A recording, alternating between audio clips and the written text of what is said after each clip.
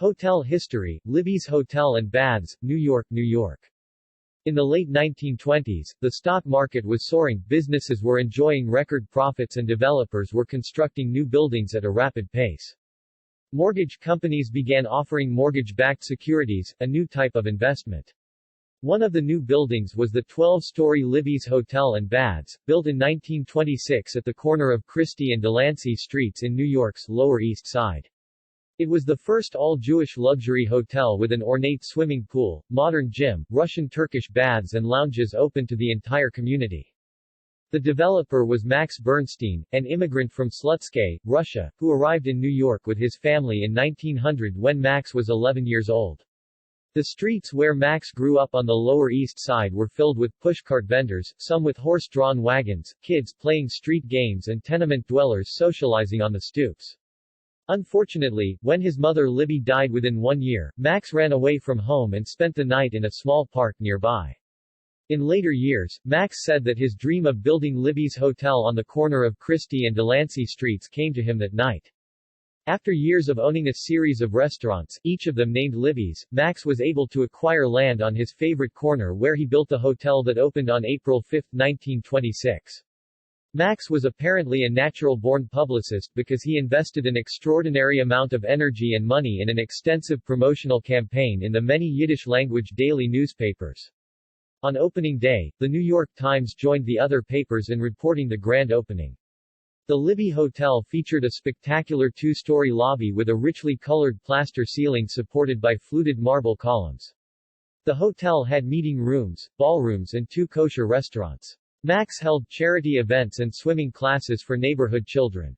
The Libby Hotel broadcast from the first Yiddish radio station, WFBH, from the top of the West Side Hotel Majestic, featuring famous entertainers, live theater and such luminaries as Saul Herrick, Rube Goldberg and George Jessel.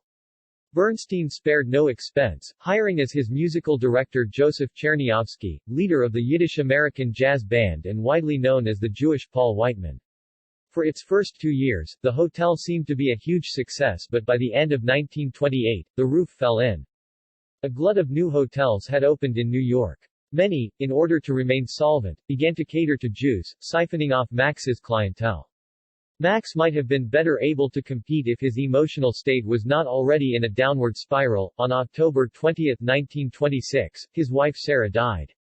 In a later court trial, Max would testify that the grief he experienced left him unable to function. Furthermore, his primary creditor was the American Bond and Mortgage Company, AMBAM, an unreputable predatory lender.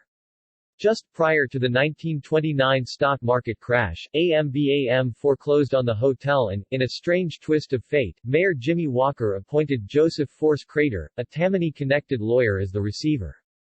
According to Judge Crater, AMBAM may have had inside knowledge of the city's plan to widen Christie Street. In any event, AMBAM now claimed that the hotel was worth $3.2 million, after valuing Libby's Hotel at only $1.3 million for foreclosure. Through eminent domain, New York City took ownership and paid AMBAM $2.85 million. The city then demolished the buildings in the block including Max Bernstein's Libby's Hotel and Baths. But there's more to the story. In 1931, AMBAM was convicted of a similar scheme regarding the Mayflower Hotel in Washington, D.C. The same Judge Crater was the receiver for the Mayflower foreclosure. He disappeared 4 months later and has not been found since. Christie Street was widened, the Great Depression set in and ultimately, the site was turned into the Sarah Delano Roosevelt Park by Robert Moses. When Max Bernstein died on December 13, 1946, the New York Times obituary wrote, Max Bernstein, 57, once hotel owner.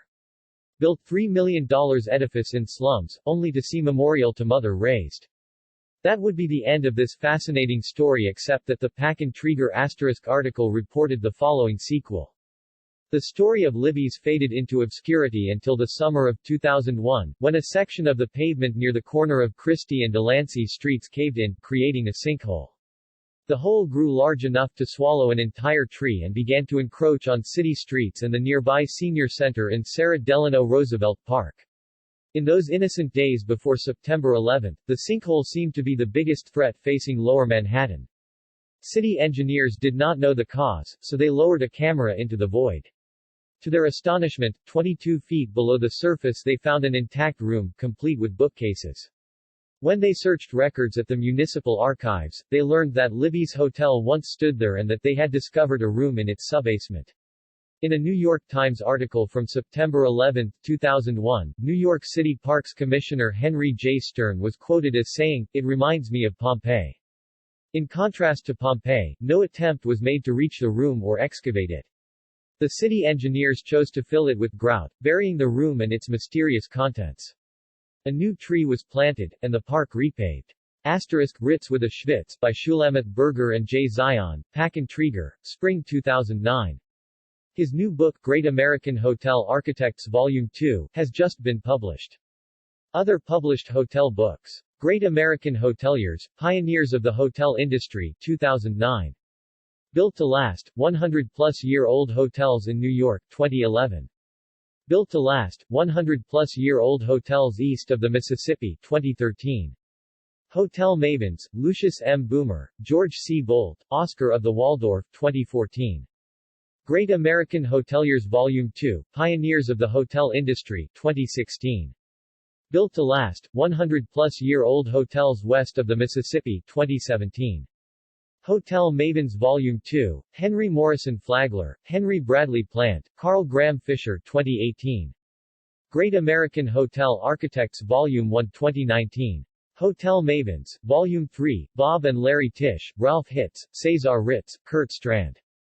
All of these books can be ordered from Author House by visiting www.stanleyturkle.com and clicking on the book's title.